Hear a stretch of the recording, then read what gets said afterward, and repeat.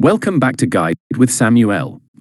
Today, I'll show you how to set an expiration date for access to a Google Drive file or folder. This is perfect when you want to share documents temporarily, like for a project or collaboration. Let's get started. First, open Google Drive in your browser and sign into your account. Locate the file or folder you want to share, then right-click it and select Share, or click the blue Share button at the top right.